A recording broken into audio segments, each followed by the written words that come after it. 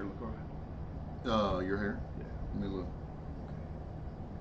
Yeah, looks good. Not sticking out anywhere. I think. No, I think your hair looks good. Yeah. Where'd you go? Behind the bar. No, to get your hair cut. Can you like scoot in here a little bit? Ugh. I mean, I know you hate getting close. How long we got before we start? We've already started. Oh. we're like, hey, let's make sure. Where's your phone? Let's make sure we're on. Guys, are we on? Oh yeah, we're on. We're on. I'm always on. We're on. Well, guys, we are so glad that you are here. You know, just can't say any better than that, right? Welcome. Welcome, yeah. Yeah. We are on the air and live at AJ's once again. AJ's Bar, located at 651 South Main Street in historic downtown Grapevine, Texas. Across the street from that immortal wing 6'2" unicorn with a 9-foot wingspan that protects us, right, AJ?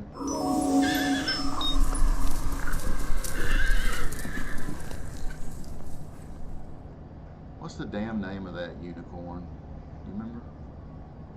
Believe or imagine? Oh, Imagine, that's right. Yeah, we said believe, and then you said bang-a-corn. Bang-a-corn. Cheers. To a good show, my brother. Yes, What are we drinking today? 8-track from Real Ale. 8-track. Boy, we kind of stuck on that 8-track. It's kind of like a scratch on your record. We're damn near out of everything else over there. We're out of 1, 2, 3, 4, 5, 6, 7, 8, 9 kegs. They wiped you out this weekend, didn't they? Well, you know, the governor come out. He opened up. Opened it up, and the Tarrant County judge opened it up, and Opened it up. everybody listened. Everybody opened up, and man, it was packed. We were blowing and going. It was like pre-COVID days. Wow. We were. It's good. It's we good. were on fire. It's good, right? It's good. Yeah. It's good stuff. It's good stuff. You know who was responsible for that, don't you? Not the governor. Imagine. Oh, I thought you were going deeper. Imagine. No. Imagine is taking care of us. So, Imagine will take care of you. Just got to come to Grapevine. I do see that you guys, look, AJ, they brought some friends along today. Yeah, some friends. Looks like a neighbor or two and family members, and I see a couple of significant others. And Who's the one with that hump on the back? that hump, I don't know about that hump. I've never seen that before. But anyway, they're welcome. Something on the screen. Never mind. Oh no, they're welcome. They're welcome because AJ and I, we like big parties. Yeah. Big parties. Hey, my featured guest today is Joseph Satriani, born July 15th, 1956. He is an American rock musician, composer, songwriter, artist, comic book creator, and guitar teacher. Early in his career, Satriani worked as a guitar instructor, with many of his former students achieving fame, such as Steve Vai, Kirk Hammett, and Alex Skolnick, and those are just a few. He then went on to have a successful solo music career. He is a 15-time Grammy Award nominee and has sold over 10 million albums, making him the best-selling instrumental rock guitarist of all time. You also may know him as the guitarist for the supergroup fronted by Sammy Hagar, known as Chickenfoot. And here Joe is now, guys. Hi, this is Joe Satriani, and you are watching Barside Jive.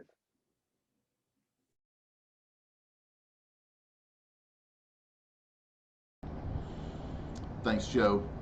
We appreciate that, buddy. So, 8-track, huh? Yeah. Yeah. Well, that's good stuff. I like it. I just figured you got some serious discounts on it, so that's maybe why we're pushing it. We're out of everything else. Oh, yeah? That we like. Oh. Well, I like 8-track. It's good stuff. You guys come down to AJ's and get you some 8-track. It's all right. Nothing like a real ale. Oh, how we doing on the break? Oh. We're in a Sierra Nevada glass. I don't even think I got a real glass. Right. Well, you talk to them. Yeah. Tell them we got to have their glasses. We got a show. Absolutely. Well, AJ, I do appreciate the beer. Glad you had a great weekend. Thank y'all for coming out. It was awesome. Yeah, you needed it, Might right? be able to pay your electric bill. Maybe be able to re-up my liquor license because it's due on the 13th. I'd take out a loan. Well, guys, in addition to my guest segment, which comes later in the show, I've got that unconventional news, non-traditional weather, unheard of sports and traffic that's sure to make you go, what the hell did I just see? Delivered with that edginess and that rawness that you crave, but you won't get from those regular dudes on TV. No way, no way, no way, right? So hang on, you don't want to miss a thing. And be sure to stick around till the very end of the show because we always stick something special at the butt end of the show. Isn't that right, AJ? Butt end. At the butt end. Could be a cool video, maybe a special photo, a gross meme, or even a contest. We may even auction off a piece of AJ's underwear. The butt, maybe? Yeah. You got some old underwear we can auction off? Not anymore. It's all rags. One of the things I did. That's what you used to wipe down the bar. Yeah. I cleaned out my underwear drawer. Did you? Cleaned out a lot of things during COVID. Yeah. I bet that wasn't hard to do to clean out your underwear drawer. You got, what, 3 pair of the same thing? Actually, it's pretty hard. Is it really? Yeah, I think I probably had about 40 pairs. Did you really?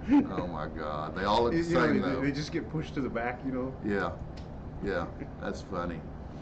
By the way, guys, I do have some useless information because I don't want to disappoint you.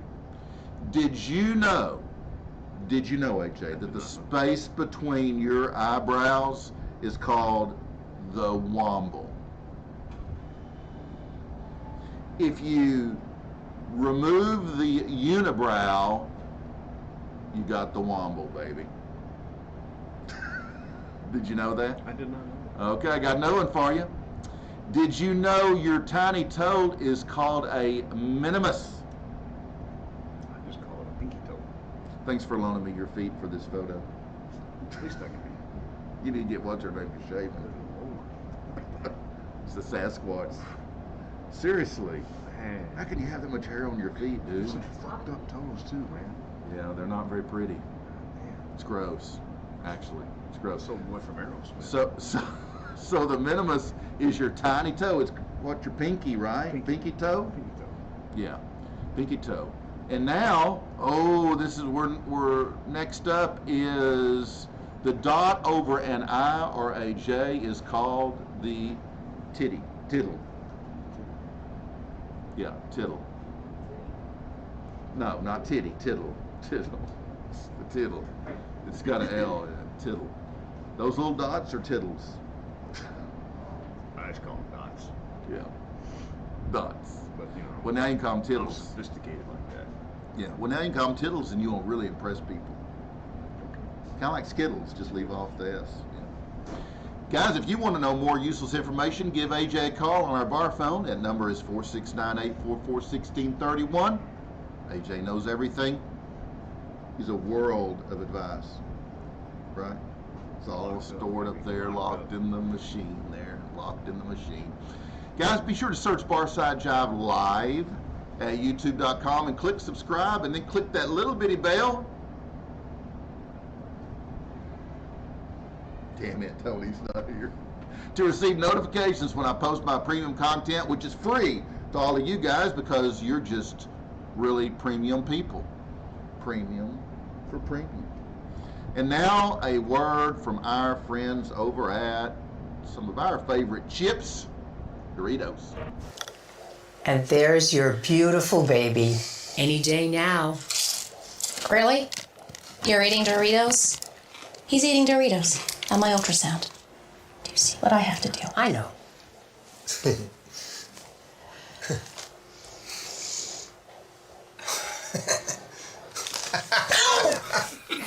Give me that.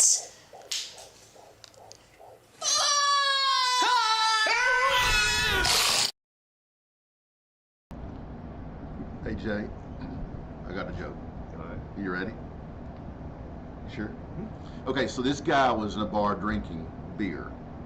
He would finish his beer, pull out his wallet, and look at the picture in his wallet. It was of his wife. Order another beer, take out his wallet, looks at the picture of his wife, and he did this several times. And finally, the bartender asked him, "Why, after you finish a beer, do you take out your wallet and look at a photo of your wife?" The guy says, "As soon as she starts looking better to me, I go home." Don't tell Megan. I don't even have a picture of Megan. That would. Oh, dude. I don't have any pictures. Yeah, don't tell her. All right. I hope you guys enjoyed that. Nothing like a little levity in our show. And it's time again for that segment with all those big ass raving reviews. Applause. Breaking news. Wait. Really? Yeah. Already? Yeah, it's time.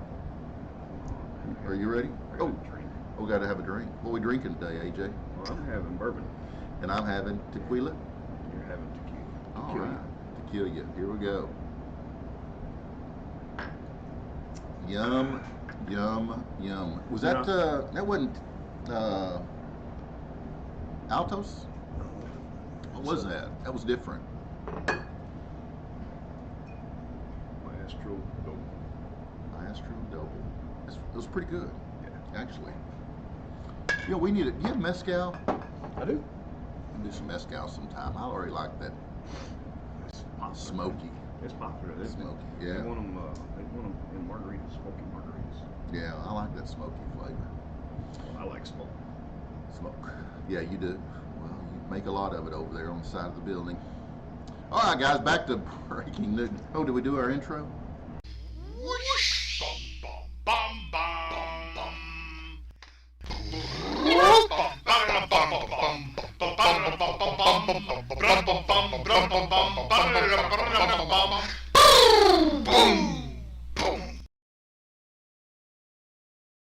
News you can trust. Not snooze news like on regular TV, but we got the best right here, don't we, AJ? I mean, our crack team of professionals do research all week for our news articles. They're good people. They are good people. They're good people. They're good people. And our top news story, straight in from the Barside Jive news desk, Governor Cuomo capitalizes on sex scandal with new romance novel. And there it is, guys. Hot off the press. Albany, New York. New York's Governor Andrew Cuomo has found himself in the middle of a sex scandal, or several. When he found himself in hot water last year, though, for killing a bunch of seniors, he released a book about it. So according to unnamed sources, he called up his literary agent and quickly got a book proposal together. The governor landed a cool 7-figure deal in no time, and now you can pick up Hot New York Nights wherever books are sold. Nice, nice. But there's a rush on that one. Isn't it funny how the mighty have fallen? Well, you know what goes round comes round. You know, man. What does the Bible say? You reap what you sow. Ooh, I've done some reaping too. Because you ain't in public office. No, but still. I'm surprised it lasted as long as it did. Because this guy went from, you know, probably would have been the next president to. Yeah, they were probably looking at him as a candidate. He's now the brother of the guy from CNN. Yeah. Nobody wants to hear either one of them. Right. Well, guys, 600-page stimulus bill to be disguised as nudie mag to trick senators into reading it. Well, you got to read it to know what's in it. That's right. Oh, you got to pass it first. Yeah. And then they have time to read it. Well, in Washington, D.C., as part of a novel new plan to get senators to actually read the legislation they are voting on, the 600-page stimulus bill will be disguised as something they can relate to, an old-school nudie mag, in hopes that they'll open it up.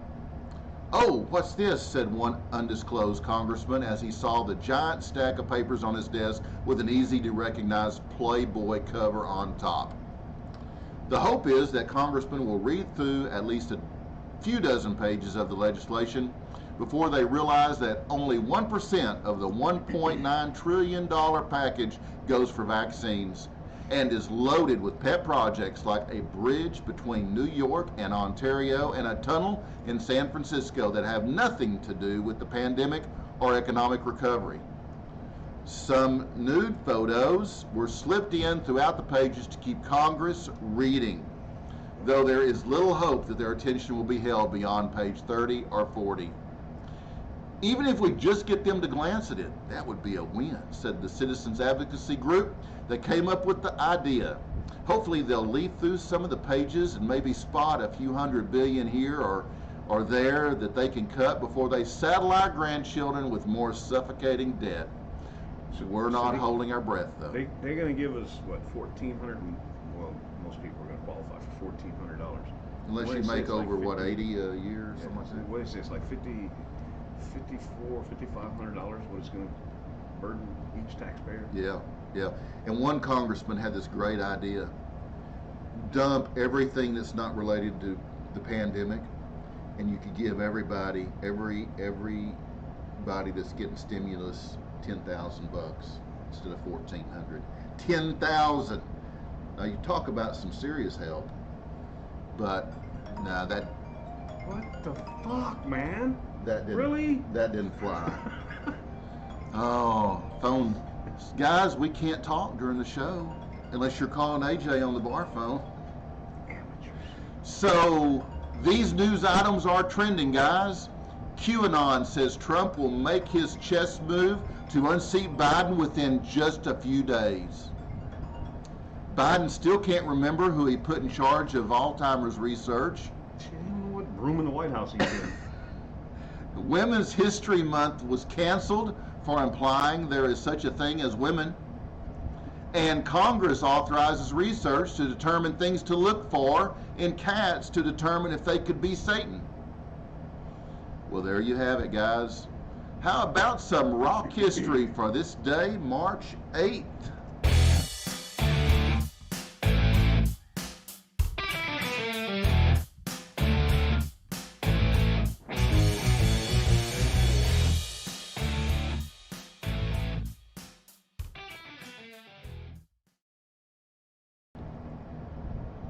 Oh, there it is. That be the Fillmore. Well, back in 1968, on this day, Bill Graham opens the legendary Fillmore East in an abandoned movie theater in New York City. Billy Graham? No, not Billy Graham, not the evangelist. Bill Graham. The opening acts are Albert King and Tim Buckley, along with Big Brother and the Holding Company. That would be Janis freaking Joplin from Texas. Yeah, we like those Texas artists, don't we? Oh, you ready? Okay. Paul McCartney. 1973 was the year. On this day, Paul McCartney pleads guilty to charges of growing marijuana outside his Scottish countryside farm and is fined $240.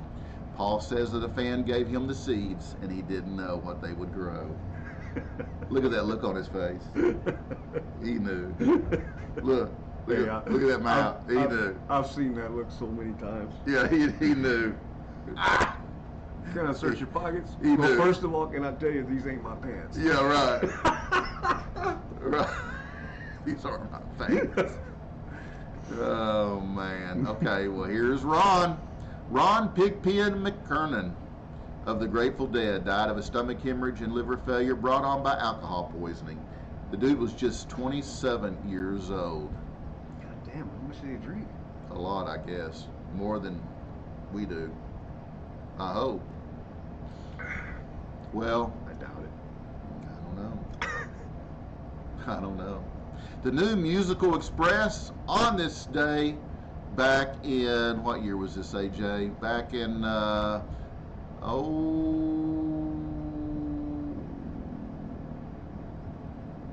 anyway.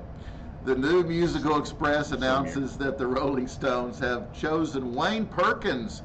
I bet you guys have never heard of Wayne. Wayne Perkins to replace the recently departed Mick Taylor. Mick didn't depart like leave Earth, but he just left the band. 2 weeks later, the Stones themselves will issue a statement saying that Ron Wood will now fill the position. Mick Jagger would say, no matter how great Wayne Perkins is, he plays very similar to Mick Taylor. Wow.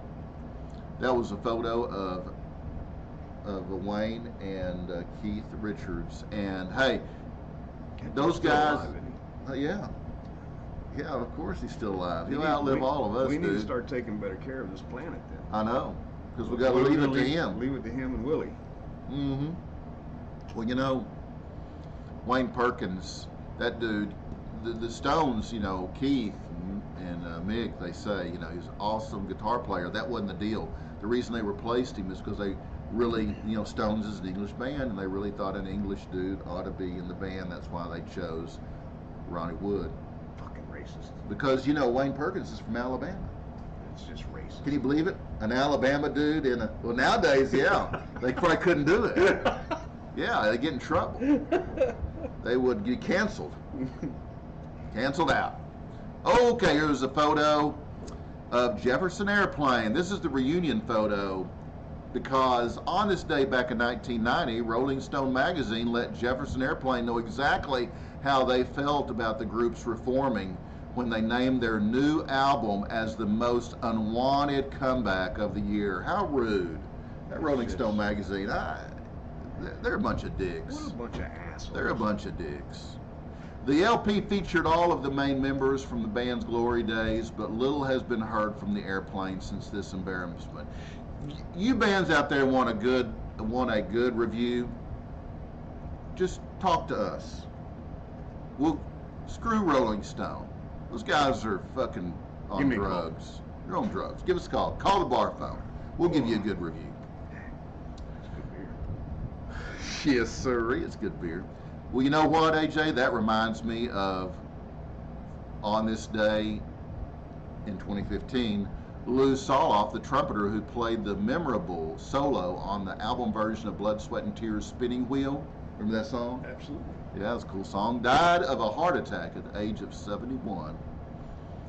Oh, Lou. Gone, Not forgotten. but not forgotten. That's right. I think we got one more, AJ. Oh, back in 2016, George Martin, who signed the Beatles to EMI in 1962, went on to produce most of their catalog, passed away at the age of 90. In total, Martin produced 23 number ones on the Billboard Hot 100 chart, 19 of which were by the Beatles. He also produced chart-topping hits for Paul McCartney, Say, Say, Say with Michael Jackson, and Ebony and Ivory with Stevie Wonder.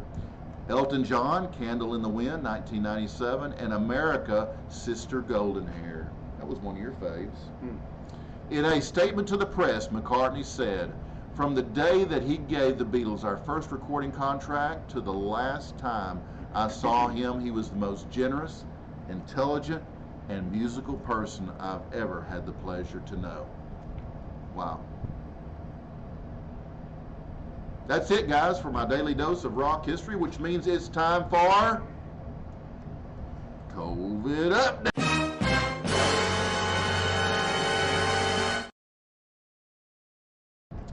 And Texas governor hailed as conservative hero for ending the unconstitutional mandates that he implemented. What did Uncle Joe say about it?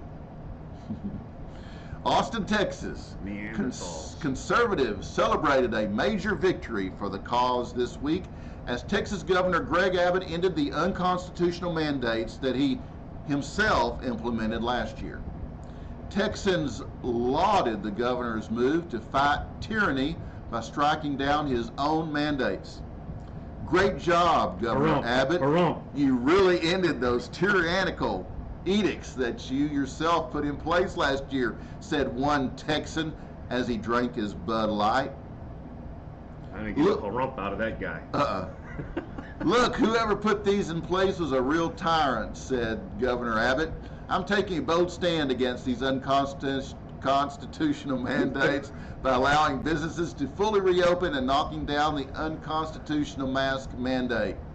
Texas, we've been freed from tyrannical dictates of 2020 me. And there you have it, guys. That's pretty ironic, right? I mean, hey, yeah, I'm glad he opened us up, but why did he institute that crap in the first place? Yeah. You know what? That makes me angry. Let's just do sports.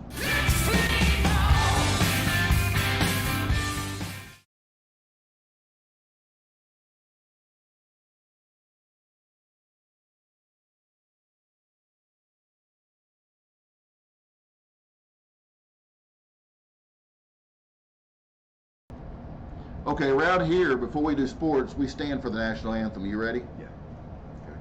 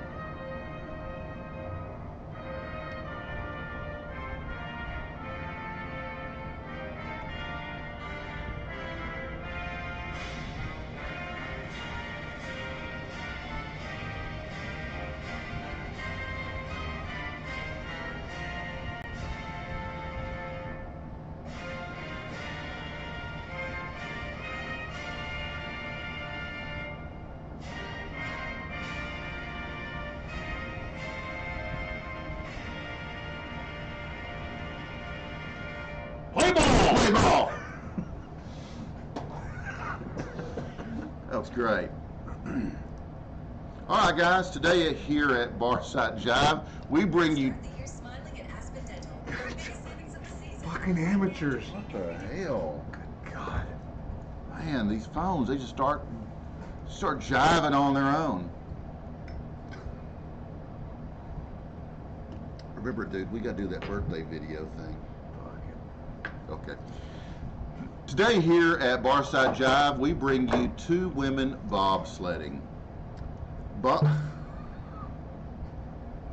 Bobsleigh or bobsled is a team winter sport that involves making timed runs down narrow, twisting, banked ice tracks in a gravity-powered sleigh.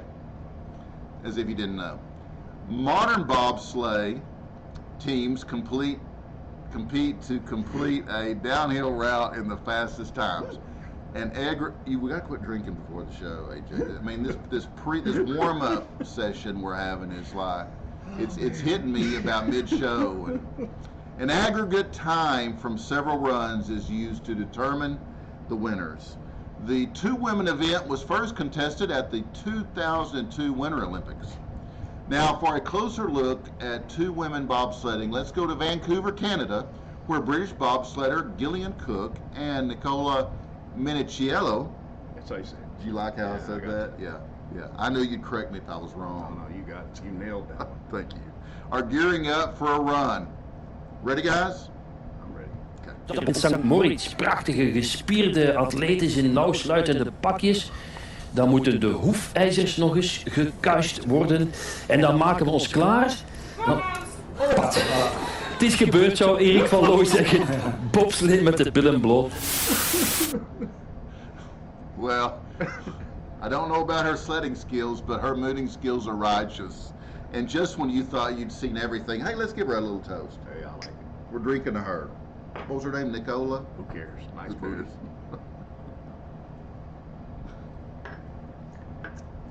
Nice booty. Woo!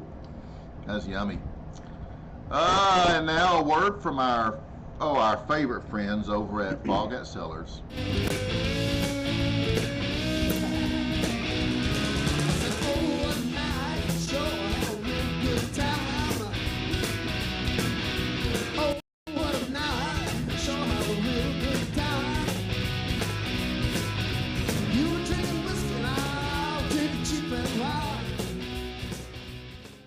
Hi DC, thanks for having us on your show. And for you folks, I'm Roger of the band Foghat, and these are our wines. Foghat Cellars. This is a Chardonnay from Monterey County, absolutely delicious, 2014. We have 2013 Pinot Noir from Monterey County. It's absolutely fabulous, a wonderful drinking wine. If you like Pinots, you'll love it. This is a Cabernet Sauvignon from Paso Robles. All our wines come from Central Coast of California. Steve Rasmussen is our winemaker. Though in fact, myself and Linda actually get involved in the making of some of our wines. Drink, enjoy, go to foghatcellars.com to find out how to get it. Thanks, bye.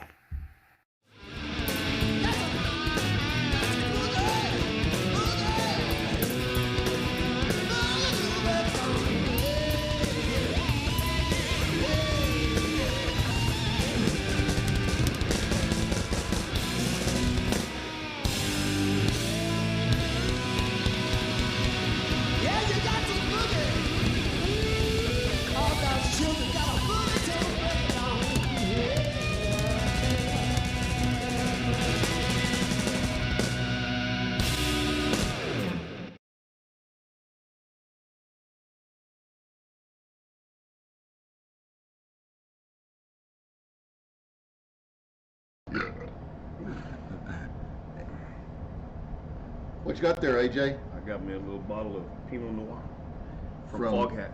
Foghat Cellars. Roger sent it to me. That's right. So I think next week, Next week, instead of beer, instead of beer.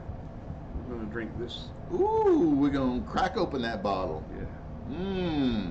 We're gonna dedicate that bottle to Roger and Linda Earl. Thank you, Roger. Thank you, Linda. There you go. It's gonna be fun. We're gonna do some wine next week, guys. We're gonna wine change it up. We're gonna change up. Do some wine. Hey, you want to remind them about that coupon? And remember, if you order your bottle, you type in Barside Jive, you get a 20% discount off your purchase. 20. That's like not 5, not 10, 20. not 50. 20. Yeah. It's huge. It's huge. Massive. Massive. Enormous. Huge. Yeah. Humongous. Big. Gigantic. Big. What about that autograph? Can they get an autograph bottle? You can also get an autograph bottle by the original Roger Earl, the only remaining member of Fall Gap. That's right. And it's just a few dollars more, and you can hang that on your badass wall. What's a couple more dollars? That's right. What's a couple more we're fixing to get dollars? $1,400. That's right. Spend a little of that Yeah. $1,400 on something important, like an autograph bottle by Roger Earl. Make it right. Make it right. Do it up.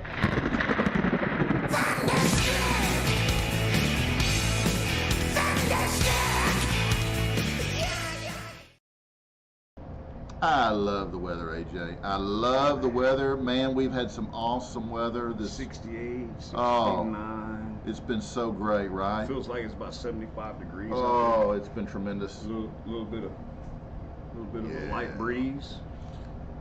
From your Barside Jive Global Weather Center, where we try to stick to the current weather since forecasts are always so wrong, even our own.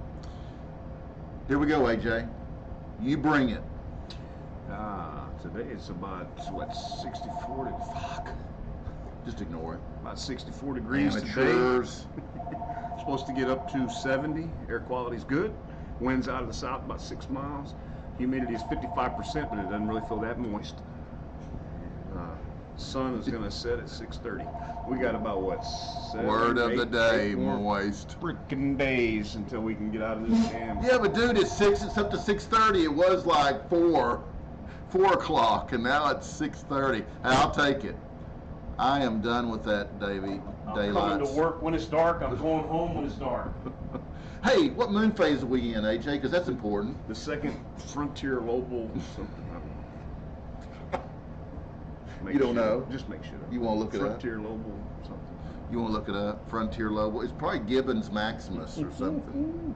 I don't even know what that shit means. What does it mean? What moon phase? What does that mean? It's got to have something to do with horoscopes. I bet it's got something to do with those rings. Did you guys know that AJ and I were born in the same month? He was born on the 1st. I was born on the 11th. Now, isn't that interesting? It's not just coincidental, guys. He went to MacArthur High School in Houston. I went to MacArthur High School in Irving. We were both cops, both retired, both went overseas with DynCorp. He went to Afghanistan, I went to the West Bank. Both beautiful. Now, there are some differences. I'm rock and roll and he's total country machine. But let's go to, we're not through with our weather yet, but did you find the moon phase? Well, I can't get the shit to open. It's damn amateurs. What the fuck? I type in that and I get something in Spanish. Fucking amateurs. Look at that. Spanish. Moon phase, and I get don't Amtex Auto. Don't put that in there as your preferred language. Guys, I hope you're still with us.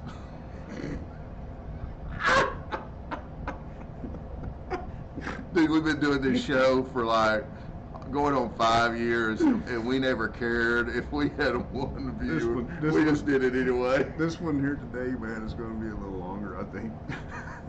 Oh yeah, we gotta check on Joe. Joe's probably waiting in the wings. We got to get with Joe because yeah. Did you find that moon phase? I think my shit got hacked, man.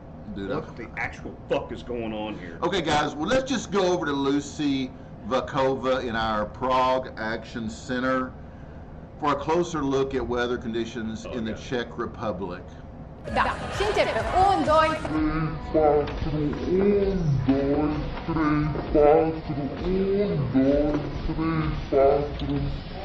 2. Isaac, você vai.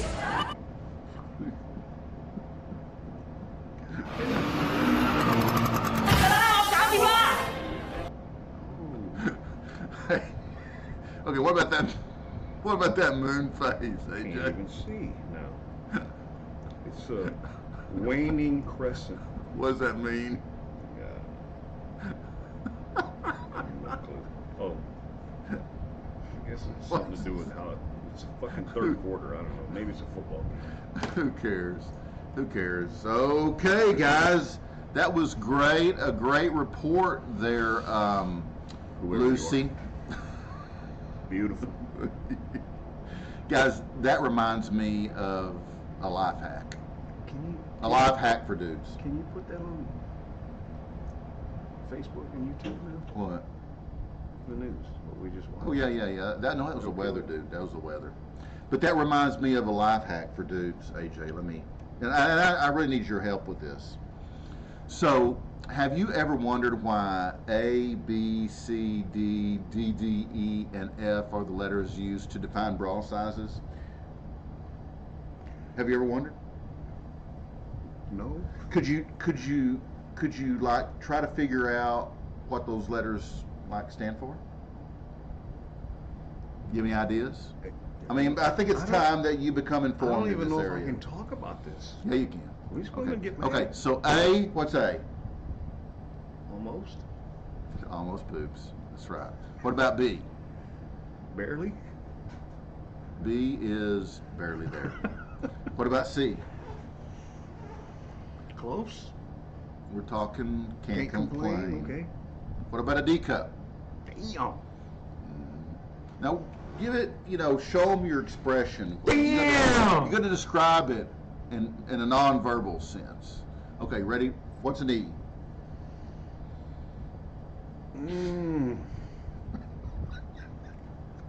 Exceptional? That's Enormous?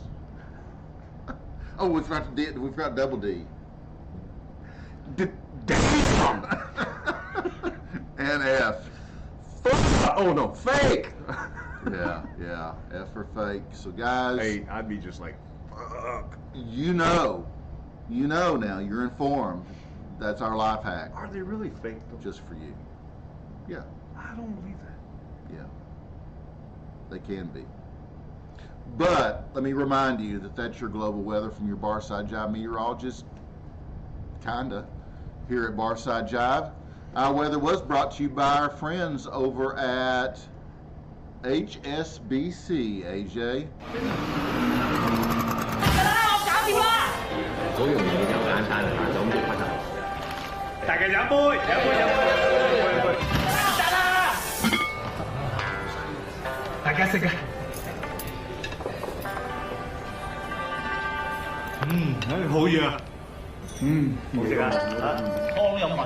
The English believe it's a slur on your host's food if you don't clear your plate.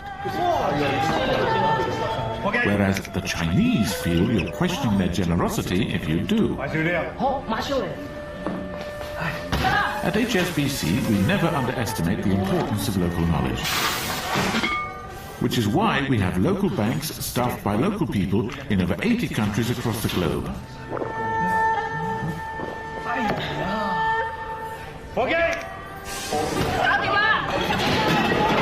HSBC, the world's local bank.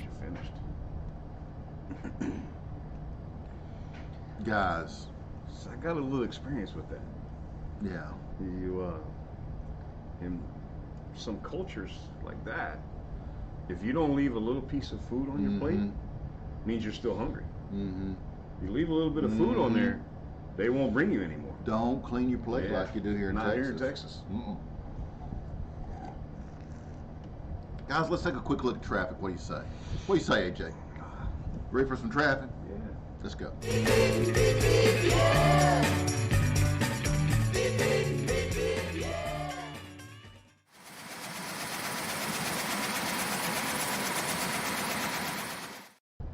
How's it looking out there, AJ? Clear. That's all you can say, just clear. Non-existent. Okay. It's Monday. Yeah, it is. People should be drinking. Yeah, absolutely. They ain't drinking. Well, you know, because there's nothing. Dude, we're doing a show. I know. It's just habit. Okay, so because there's no traffic here in Grapevine, in historic downtown Grapevine, Texas, let's go to our local affiliate in Houston, Texas, for a look at traffic conditions in the Space City. It's your hometown. That many of you are still at home, but if you are heading out this weekend, there is some weekend construction you need to be aware of. Our new traffic anchor, Anna V. Reyes, has a look at this weekend's traffic. Yes, Veronica, we are out here live. We're at exit 57 on I-24 East. If you're looking at traffic, don't expect too many delays. As you can see out here, things look to be moving along just fine. Over my left shoulder, you can see some minor road construction in the area, but that hasn't affected things much this morning. And oh, by the way, just real quick, my name is pronounced Anavid, not Anavid. So if I'm going to come out here and do these live traffic reports and literally risk my life, I'd appreciate it if somebody back in the studio could learn how to pronounce my name. Oh, I'm sorry. You got it, Anavid. Yeah. And what's it look like southbound? I mean, just like in the grand scheme of life, think about what we're doing right now. I'm doing a live traffic report on television. This traffic report is going to be obsolete in 3 minutes. I mean, I know I have a report that there's construction in the area, obviously, as you know, but there's a wreck about a mile ahead. And so this is going to be, all this traffic is going to be changed in literally about 60 seconds. So It looks like you've got an inside source on that wreck. Have you been in contact with the police chief? have I talked to the police chief? No, I have not. I've actually just literally looked on Google Maps, and every time you guys send me out here for a live traffic report, I literally just look on Google Maps. Oh, look, traffic. I look on Google Maps and report to you what I see here. And I don't know if you guys knew this back at the station, but every person in America has access to this. Well, it looks cold. And it sounds like you may have woken up on the wrong side of the bed. Yeah, I don't know, or woken up on the wrong side of the bed, or most people are still in bed because no one's watching the local news for traffic. Like in terms of figuring out the best route to work and traffic patterns, I can think of off the top of my head 57 other ways to do this more efficiently. Google Maps, Apple Maps, Bing Maps. My Uncle Ricky still has a TomTom. You can plug the address into that. I don't know. Go to a truck stop and rent a CB and talk to one of these truck drivers. He could probably tell you a better way to know what the traffic is. I mean, I'm just trying to figure out why. Thank you, Anna V. Oh, shit. Oh. We're live. What did y'all think about that? Well, that'll bring us up to our featured guest segment. AJ, is that right already? Yeah, traffic's done. It's that time, guys. Sponsored by Hip and Hippie. Hip and Hippie is a planet-loving company known for its high-quality, earth-friendly, 100% recyclable candle line and those natural body care products. It's what keep us looking and smelling so good. Hey, you think they got that one candle? Yeah. That one, what's her name, put out? Oh, no, Smells like her. No, the wet pussy candle. Yeah. No, I don't think they have that. It's no, train's here. It's no wonder eco-supporting people love Hip and Hippie. Guys, as I mentioned earlier today, my featured guest is that legendary guitarist, Joe Satriani. Woo-hoo! Joe, baby. The world's most commercially successful solo guitar performer with 6 gold and platinum discs to his credit, including 1 more gold award for the debut album by his supergroup band, Chickenfoot, and sales in excess of 10 million copies. Joe has called Steve Vai, as well as Metallica's Kirk Hammett and Testament's Alex Skolnick, guitar students. Whoa. He has also been asked by Mick Jagger to be his lead guitarist on his first ever solo tour back in 1988. And in 1993, he was asked to join Deep Purple as a temporary replacement for Ritchie Blackmore during a Japanese tour. And that just scratches the surface of what Joe has accomplished. So let's talk to Joe and find out more. He is back again from last week because we ran into overtime. So we're glad to have Joe back. But I'll be back with Joe, thank you, after this quick break. This break. You ready? Say break. Break.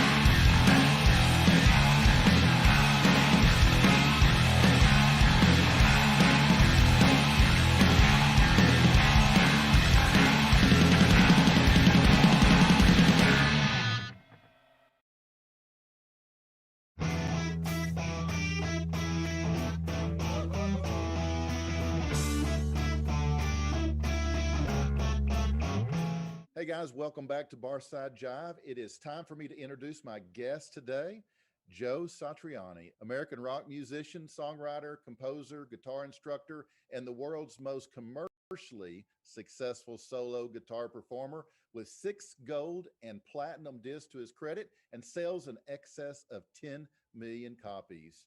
He is also a 15-time Grammy Award nominee. And then some of you may know him best as the guitarist alongside former Van Halen member Sammy Hagar on vocals, Michael Anthony on bass, and Red Hot Chili Peppers Chad Smith on drums in a band called Chickenfoot, which earned Joe a gold award for the band's debut album. Well, Joe, it is awesome having you here today. Oh, thank you for having me. It's great to be here. Here and there at the same time.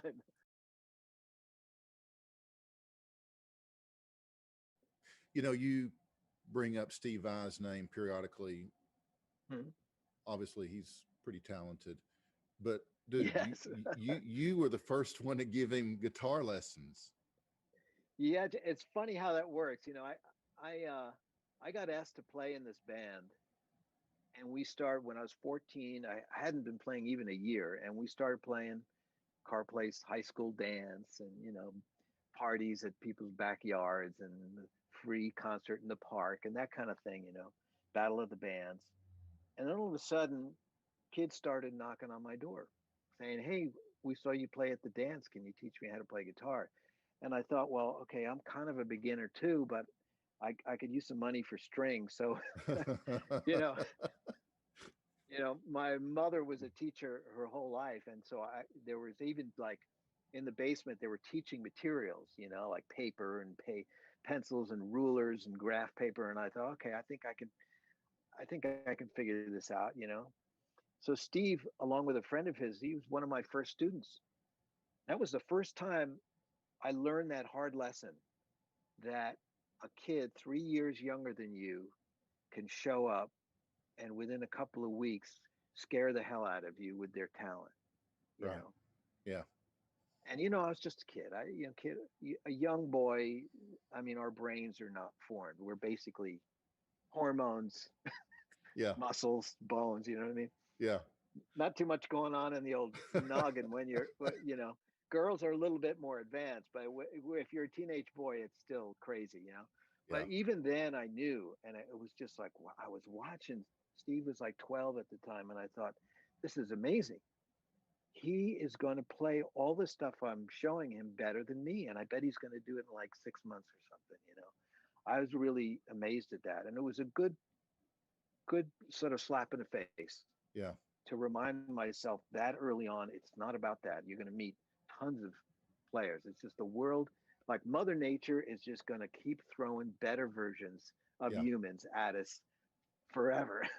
Yeah. And so get used to it, Yeah. It doesn't matter if you're in music or in sports. It's the same. Besides Steve Vai, there's been many others that you've taught, but Kirk Hammock's another one that I think about. Oh, you've got to think, God, I taught those guys. It's got to make you feel good. Oh, it's great.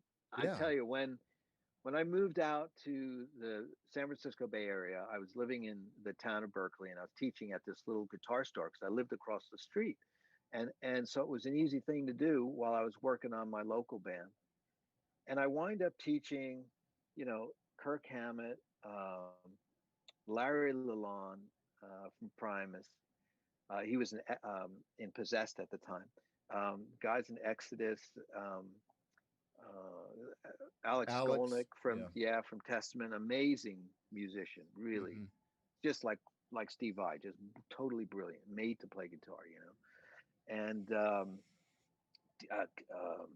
David Bryson from Counting Crows, Kevin Cadigan, Third Eye Blind. I mean, it was a Charlie Hunter. I mean, it was just spread all the way across. Each kid was so totally different. Yeah. They had different musical tastes. They had different ideas about how they wanted to succeed.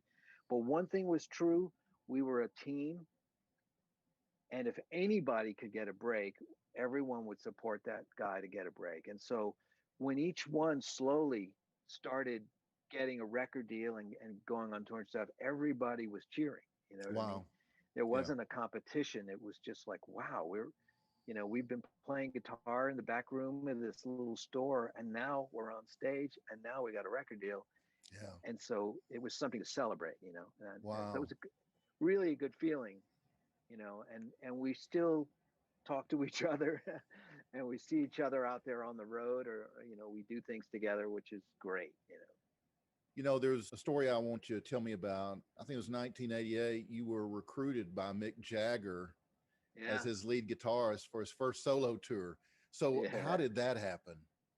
Well, so in January of '88, I gave my last guitar lesson, and it just happened to be to Kirk Hammett, right? Okay. And he was going off on tour. I was going off on my very first tour to promote Surfing with the Alien. I literally had no idea what I was going to do.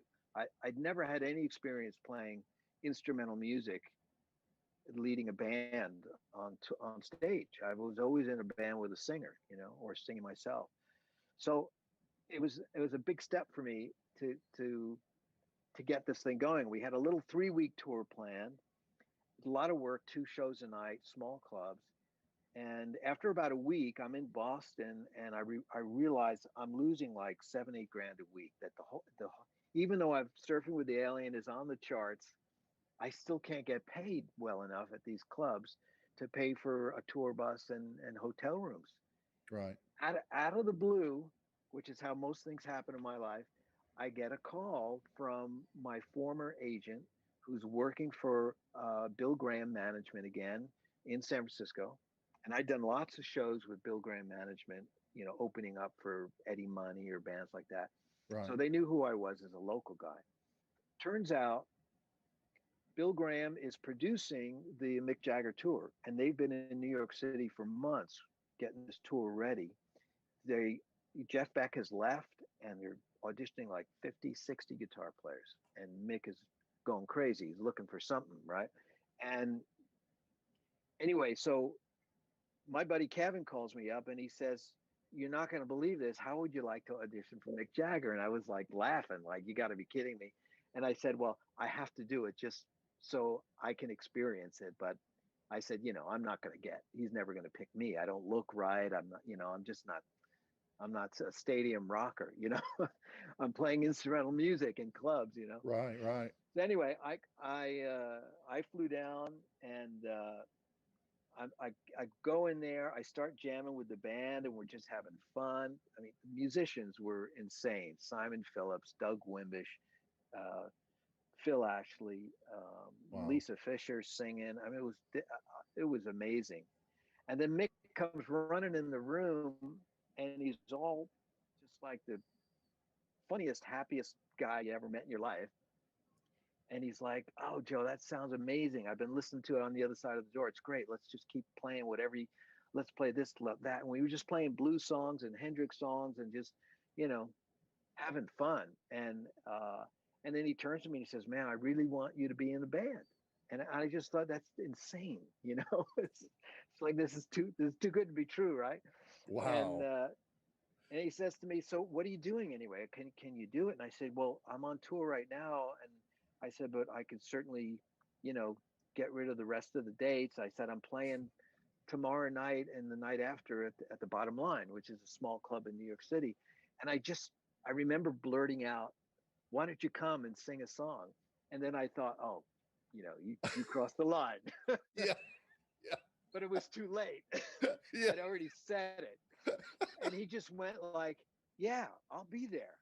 And then he left, and then everyone looked at me like, "Well, congratulations." Wow. And sure enough, we're playing the next night, and I told the guys, "This is really weird, but I think Mick Jagger is going to show up." And they're like, "Yeah, right. He's not going to show up." And sure enough, second set, all of a sudden Mick comes backstage, and he's just like a kid. He's like, "Hey, Joe, how's it going? Yeah, what do you want to do?" And I said, "Well, let's do Red House." And he goes, "Okay, all right, I'll see you out there." Awesome. He jumped on stage, and the place went insane. Oh, I imagine. Yeah. They had no idea. No, they had no idea, and no one had, the press wasn't aware that I was going to be in the band. So they just couldn't freaking believe. I mean, the Bottom Line is a small club. Yeah. I don't know how, a few 400 people, maybe less. Yeah. So when Mick Jagger stood on stage, everyone could have just reached out and touched him. You know what I mean? And he's a guy they usually see, at a stadium, and there 50 he was, yards back. And and the guy's he just got it. You know what I mean? Wow. He just knows how to do it. So so I spent that year. We did 2 tours that year, and just fantastic. He was by example, taught me what working really hard is all about, and how much he loved his audience. He'd do anything to make a show great, and he was good with his band members and his people. At any time something good happened with me that whole year, he would say, "What do you need? You need a room for an interview. You need whatever you need. This is your moment. We got to take advantage of it." So he helped my career as much as he could. He gave me a solo spot in the middle of his show, which was really great. Wow. Yeah. So, and through the Japanese tour, and then later in the year, we went to Australia, New Zealand. Indonesia, and it was a fantastic year. The total transformed my career, or gave me one. It's pretty remarkable. Yeah, well, you've had a remarkable career or life thus far. Guys, you're watching Barside Jive with my guest, the legendary guitarist, Joe Satriani. All right, Joe, so tell me what it was like touring with Deep Purple. Oh, that was great. You know, I got a call after I'd finished touring. One of my managers called me up, and he goes, "Hey, how would you like to replace Richie Blackmore in Deep Purple?" And I was like, "That is like the most horrible thing ever." You know, like click. You know, I love Richie Blackmore, and just the thought of having to, you know, I was just like, I couldn't even. But then, of course, I'm sitting there for the next 30 minutes, and it's festering inside of me, like, what an idiot! Like, I've just been invited to play with the great Deep Purple. So I called him back up, and I said, "Did you say no yet?" And he goes, "No, I was just waiting for you to change your mind." So I'm on the phone with Roger Glover. Wait a minute. You were kidding him, right? No, I was serious. You know, I knew from, you know, being so close to Steve Vai that it was really tough when you replace somebody famous. And, you know, Steve had to replace Warren Cucurullo in Frank Zappa, Yngwie in Alcatraz, and sort of in a way he had to replace Eddie Van Halen when he joined David Lee Roth, and then Whitesnake. You know, I mean, it's kind of crazy that, you know, he had to go through all that before people really embraced him as a solo artist. And so I knew his pain in having to deal with that. And I grew up listening to Deep Purple, and Richie's got a guitar, and I just thought, well, that'd be stupid, right? To have to imitate him, or to look at his fans and say, "Hi, I'm not him." Oh, you know? yeah. But I thought I really would love to play with the guys in Deep Purple. I just got to try it, you know, because it worked, and it kind of worked playing with Mick. It was fun. I didn't know if they were going to be as cool as Mick, and they were. That's what was so great about it, because the band was great musicians, really great people, and they said, "Joe, play whatever you want. Don't even worry about what Richie played. If you want to do his part, you can go ahead, but if you don't, it's completely up to you." And so it was really a wonderful situation, and I had a week to learn the Battle Rages On show, and then went to Japan and did the 3-week tour there. A few months later, we went back out for 2 months in Europe, and by then I had more time to understand the show, and I was able to put myself into it a little bit more. But the first tour was rough, you know, and because I was nervous that I would be able to memorize the whole show. And then the cassettes that Roger sent me of the last show they did only had Blackmore on half of it, because Richie had walked off stage halfway through the show. So I didn't even have a guitar part to figure out what he was doing. There were some emotions there that were intense. You know, they were a band that was kind of terrorized by, you know, by some family strife, you know what I mean, within the band. And so I just, you know, when I got in there, I just said, look, this is my approach. I am going to celebrate Deep Purple with the fans like I'm one of them. I'm not going to sit there and, you know, dress and pose like Richie and do that. I can't do that, you know. And but it turned out great.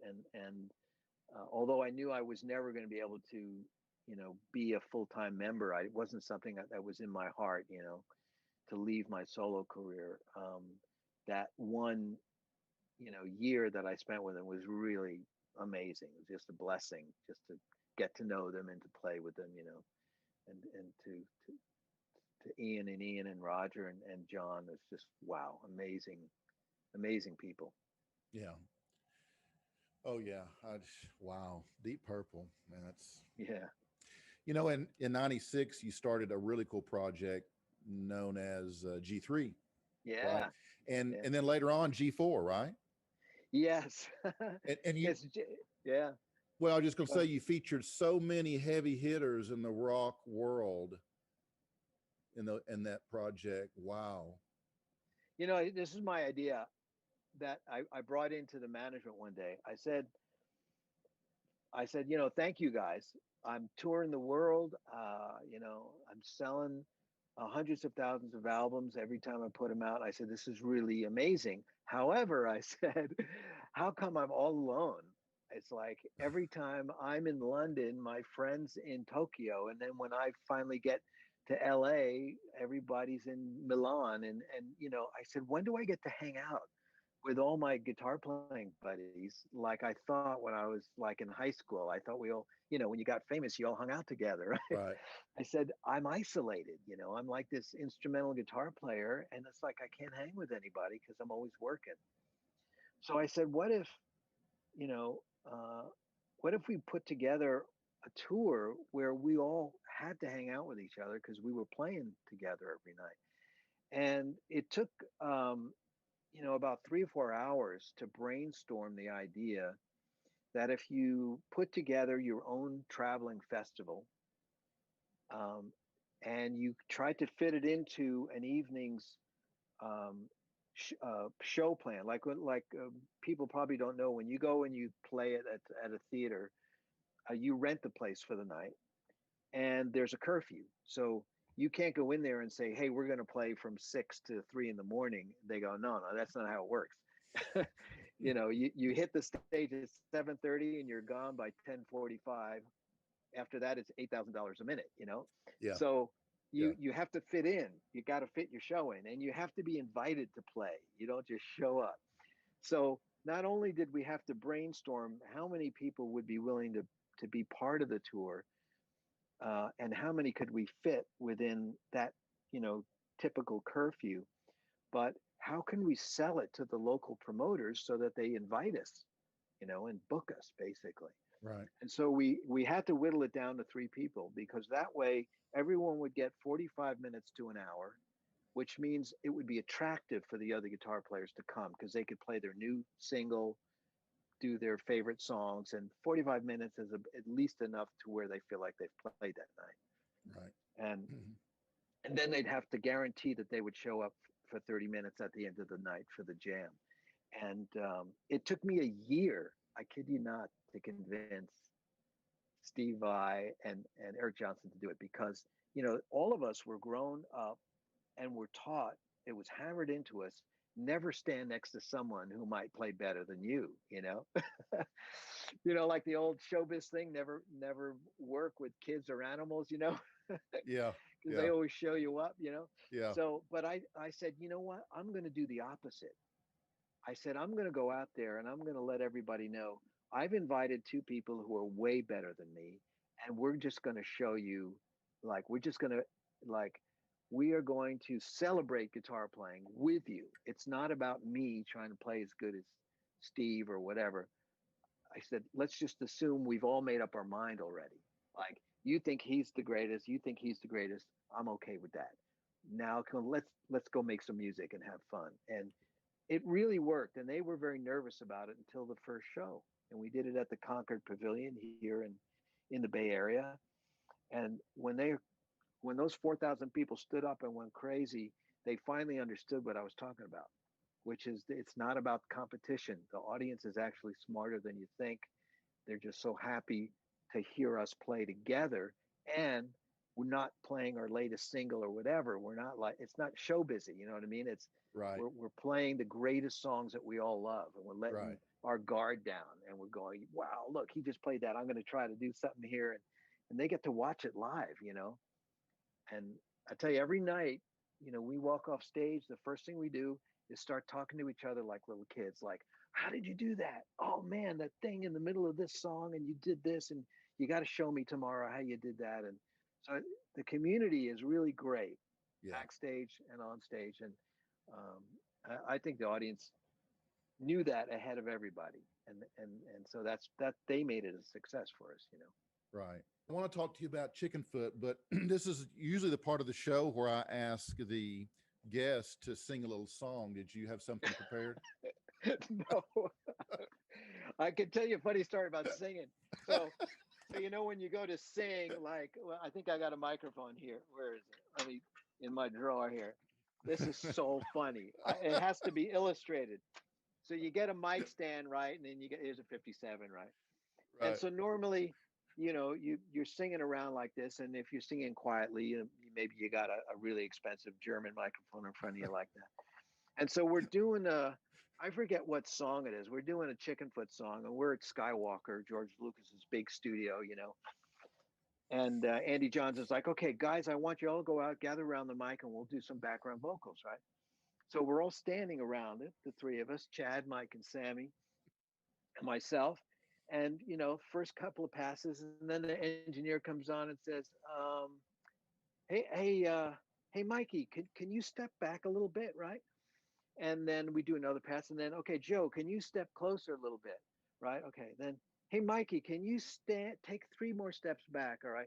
And then, hey, Sam, can you step back? So anyway, long story short, this is me singing this far away from the mic.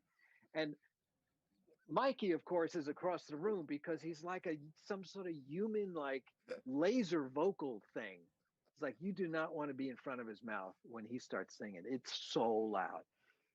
And of course, Sammy's voice is like the Grand Canyon. You know what I mean? It's like when he opens his mouth, you can never hear yourself. So he's back over here. Chad's right next to me, but he's got a pretty gregarious voice. With me, my voice is about this big, so that's why I'm not singing for you today. It's too embarrassing. Okay. Well, I'm putting the mic away. I would have been remiss if I hadn't asked. So. That's great. Funny. So in 2008, you joined the supergroup Chickenfoot. Yep. I mean, what a great band. Love all the tunes. And I just want to know, I mean, how'd that happen? Sammy call you? Yeah. I got a call Super Bowl weekend. You know, when Sammy calls, you pick up the phone and you hold it about this far away.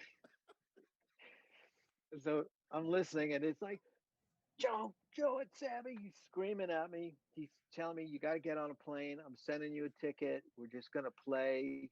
Chad's going to be there. Mike's going to be there. We'll just play some Zeppelin and, you know, have some fun. So I was like, yeah, sure. Sounds like a great idea. And of course, right after we finished, we played like rock and roll. I think we played Mr. Fantasy by Traffic. I forget what else we did. I'm Going Down, I think we played.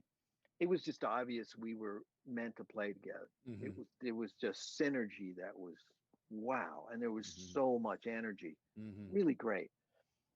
And nobody stepping on anybody's toes, you know, musically. It was just really beautiful. And so we walk off stage and everyone's feeling it like we are backstage. And there's just a lot of this activity. Everyone's so happy. Everyone's saying, we got to make it a band. We got to make it a band. And Sammy says, you know, we should call it Chickenfoot. And everybody all at once yells, no, that's a terrible idea. And of course, that's what stuck. Where did he get that? That from what he's told me a few stories.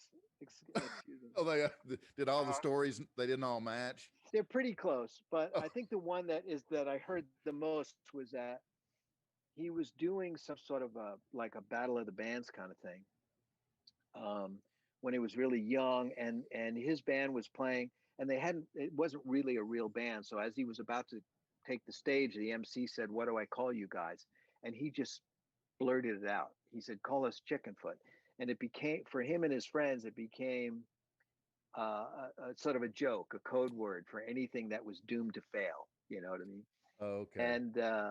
And so we just, after a while, we realized there's no getting around it. It's so wrong as a band name that it's perfect, you know? Yeah. And so we, you know, it's just the band, that first record, you know, first I have to say we had so much tragedy in the band that we had to put up with, but at the same time, the spirit of everybody really is what made that band happen. And just the love of music and the brotherhood of you know, being with each other really helped us through all the times that challenged us as a band, you know. But I'm really happy that we were able to record those 2 records. I mean, and the live DVD, and it's, you know, just, it's great. It's a gift when you get given something like that, you know, and you can make some music for people. It's a gift. What's in the future for that project? You know, boy, Sam and I, like I said, we were talking yesterday for a few hours, and we were, you know, voicing our concerns about like what the future of touring is for, you know, for bands like ours. It's really rough, and we're not really quite sure what we can do. Uh, Everyone's busy doing other things. I'm sure as soon as, you know, the current global crisis is abated somehow, is lifted somehow, that everyone's main job, you know, the Chili Peppers and everything else, that's going to be the main concern, is to get that ball rolling again. And so Chickenfoot being a kind of a technically a side project would wait, you know. And so, yeah, I'm not sure it's there, you know, that, you know, making another record is the thing to do. I don't really know. Yeah. Although I got to say, if Sammy called me up and said he wanted to do it, that I would probably start writing, because that's generally how I respond. Right. When someone, you know, calls me like that, that's the first thing I start doing, is writing songs for it. Well, I hope you do another album. That'd be great. I'll let him know you said that. Yeah, I'm sure he'll care. But yeah, that would be awesome if you guys wind up doing that. Let's kind of change directions and talk about your solo career for a few minutes. Sure. Your first album, Not of This Earth, was released, I think, in '86. Yeah. But your right. but your second album in '87, Surfing with the Alien, and that was a cool cover, by the way, really took off, right? Yeah, that changed everything. Yeah. Yeah, the first record was kind of weird. I mean, that was actually my second solo record. The first thing I did was on my own label, and it was an EP. It was very avant-garde little EP. And then I maxed out a credit card to record Not of This Earth. I was going to release it on my own label. Steve Vai made a connection for me to Relativity Records that had just signed him for a P&D deal for his Flexible EP. And so I was, that year, I was trying to get Relativity release that record. It took a year and a half for the album from completion to release. During that period, I joined the Greg Kihn Band and recorded an album with him and toured with him that whole year while I was trying to make up the money that I spent making Not of This Earth. And then at the end of that year, I did a showcase in New York City for the record company, and it was only after I played that they decided to sign me for a multiple record deal. And it's because I played like Satch Boogie and a few other songs that I had been working on at the time, and they understood that I wanted to create an album that would celebrate my favorite influences, you know, Chuck Berry to Hendrix, everything. And they kind of got it, even though I didn't look, as the president said to me in front of the whole record company, he says, "You don't look like a rock star." And I was like, you know, like, yeah, okay. But wow. But he signed me anyway. And it was mainly because my champion at the label was Cliff Culturri. He was the head of an A&R. He was a guitar playing phenomenon himself. And he signed Steve Vai and myself and Alan Holdsworth and John McLaughlin and, you know, Steve Morse. He loved guitar players, and he got the label to support us by giving us our first record deals. But it was a surprise to them when, you know, in '87, October of '87, the week of the stock market crash, that the Surfing got released, and it just stayed on the charts. It just kept going up and up and up, and we got so much support. Like, I think Redbeard, right? He's from Dallas, right? Right?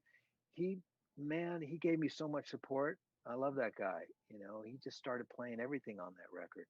And there were a couple of cities around the U.S. that just gave me so much radio support back when there were a ton of rock stations, you know. Right.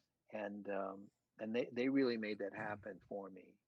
I'm deeply indebted to them for that, you know. So that, yeah, and I was so happy. You know why? Because if my previous band had had a platinum album like the Squares, my career would have been sort of saddled with being in a pop band. You know what I mean? I never would have been able to grow out of it.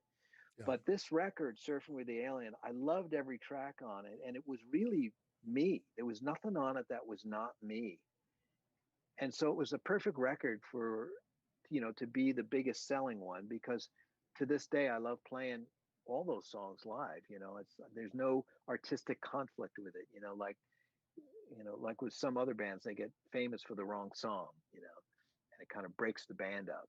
It's like they become one-hit wonders because they didn't actually get famous with the song that represented who they really were. But that album was pretty much who I was at the time. So it was a great stroke of luck, that happened. Well, your next release, The Extremist, it turned out to be the most successful album, right?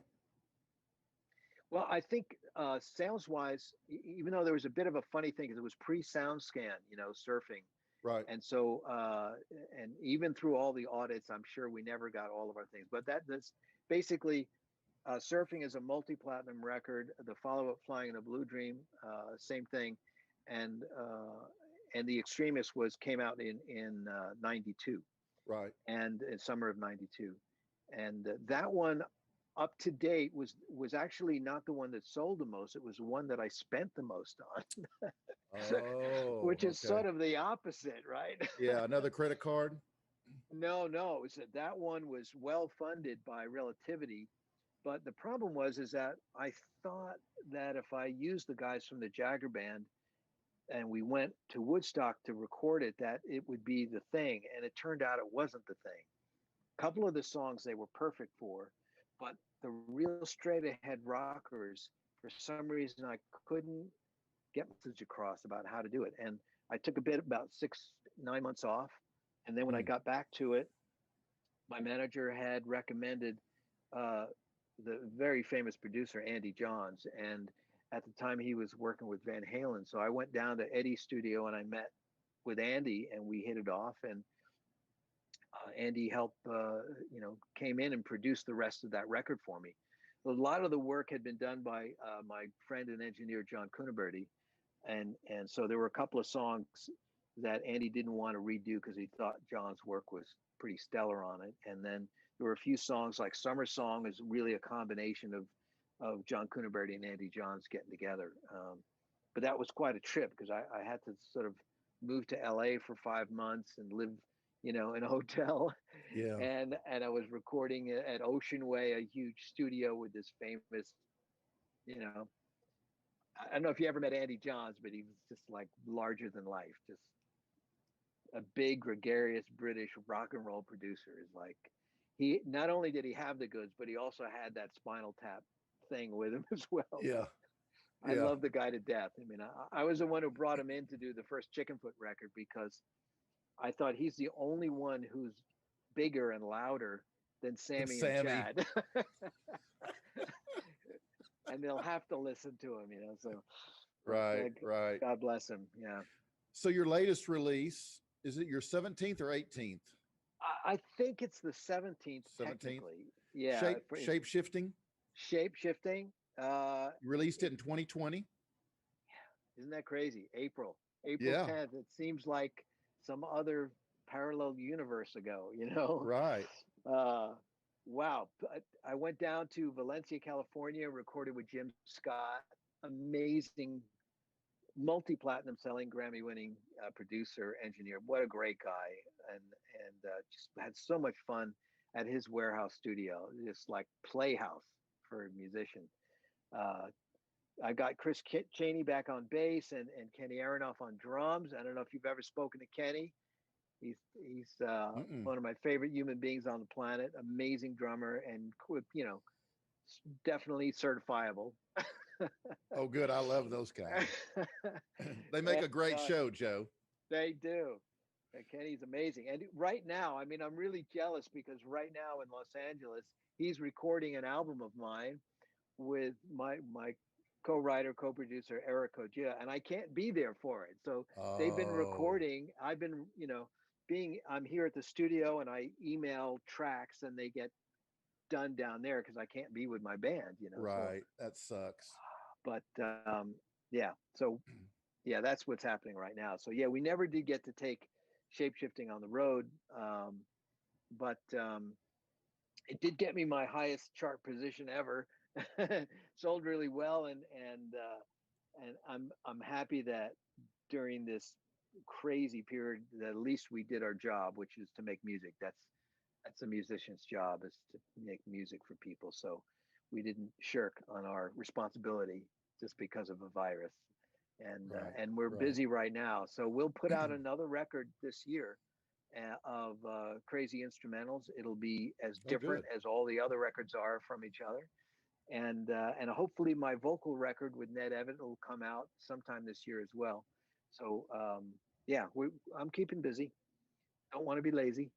No, not at all, Joe. So what's next for Joe Satriani? Ah, yes. They're sitting outside through the door in the art room are prints of the Time Shredder guitar. So I did all this artwork of crazy prints with Scene 4 Art Collective down in Los Angeles. And then we did a lot of things where I painted on top of canvases. And anyway, so roundabout, so Wentworth Gallery commissioned 11 guitars from me to paint by hand, and I finished those off. They've been sent off to the finisher, and to sort of be mates to these things, we've decided we're going to do these prints of the Time Shredder, and then I'm going to hand illustrate each one of these prints. So I know that as soon as this phone call is over, I've got to go out there and start working on those. Crazy thing is, I have no idea what I'm going to do yet. So I won't know until I actually pick up the paintbrush and start working on it. Wow. And then, as I alluded to, into the wall that you can't see, over there, I'm looking at the instrumental album with 16 songs and the vocal album with 12 songs that we're in the process of finishing. So no titles. No titles not yet. Yeah, I gotta get going on that. Yeah. Yeah. Thanks for reminding me. I'm sure it'll be some kind of space fiction, right? Science fiction theme, right? I got to come up with something. I mean, some of the songs are really weird, I got to say. Were you like a Trekkie? Yes. I actually, when I was like 7 or 8 years old, me and a bunch of friends started the UFO Society. Really? I'm sure it lasted a week. You know, we were just crazy about UFOs. And I always loved, and my parents didn't allow comic books in the house. So, but they there was just tons of novels everywhere. And they let me read, you know, Ray Bradbury and Harlan Ellison and all the, you know, as long as it was deep, good writing, they let me read it. Right. So I got into science fiction really early, and just really took to it, just fascinated by the freedom of ideas expressed. And then, you know, they're really about human beings and how they deal with each other. That's ultimately what these things are. It's just that their settings are quite unique and fantastical, you know. Right. So yeah, I should probably think about that. But some of these songs I'm working on the instrumental record are so out there. They probably might remind people of stuff I did way earlier, like maybe 30 years ago. And then when they hear the vocal record, they'll be really surprised, but they'll love Ned's voice because he's got a beautiful singing voice, you know, like Sam, just like huge sounding, you know. Yeah. Yeah. So that's what I'm doing. I got to stay focused on that. Joe, I want to thank you so much for being on my show today. It's just really been a blast. Thank you. This has been great. Thanks. I hope I didn't go on too much. But dude, I could have gave you a couple of more hours, but I knew at some point we were going to have to go take a piss, so I figured we better cut it off. Good idea. Man, I just wish you and your family and your bandmates the best of health, happiness, and continued success, Joe. Really do. Thank you. Thank you very much. And same to you and all your listeners. Thank you very much. Stay safe and stay well. We will, Joe. And you can follow Joe by going to his website at www.satriani.com. Also, you can go wherever you buy music and get you some Joe Satriani today. I'll have links in the description below, so all you have to do is click. Just make it real easy for you. Thanks, guys, for hanging out with Joe and I today. Please like and share this video and click subscribe to my YouTube channel. It's free, and then click that tiny bell to receive notifications when I post something new. That will wrap this episode of Barside Jive. Until next time, peace, love, and rock and roll.